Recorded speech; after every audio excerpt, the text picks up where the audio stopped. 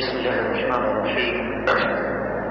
إن الحمد لله نحمده ونستعينه ونستغفره ونعوذ بالله من شرور أنفسنا وسيئات أعمالنا. من يهده الله فلا مضل له ومن يضلل فلا هادي له.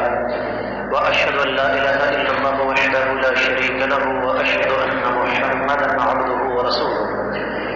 دوسری چیز جو مسلمان کے عقیدے کا دوسرا ستون ہے وہ ہے اتباع سنت. یاد رکھیے رب کائنات نے دین اسلام کو جہاں دیگر انفرادیتیں عطا فرمائیں ان میں سے ایک یہ بھی ہے کہ دین اسلام ہمیں صرف زبانی کلامی احکامات نہیں دیتا ہے بلکہ اللہ تعالیٰ نے کائنات کے امام صلی اللہ علیہ وسلم کی شکل میں ایک رول ماڈل، ایک نمونہ ہمارے سامنے رکھا.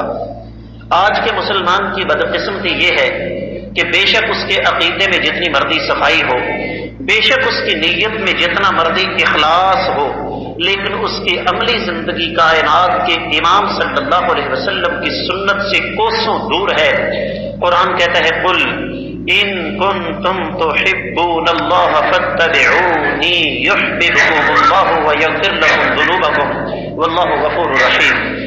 اے میرے نبی صلی اللہ علیہ وسلم آپ فرما دیں اے قیامت تک کے آنے والے لوگوں، اگر تمہارا یہ دعویٰ ہے کہ تم اللہ تعالیٰ کے ساتھ محبت کرتے ہو تو اس کا ثبوت پیش کرو. اور وہ ثبوت کیا ہے؟ امام الانبیاء محمد رسول اللہ صلی اللہ علیہ وسلم کی اتباع اور پیروی.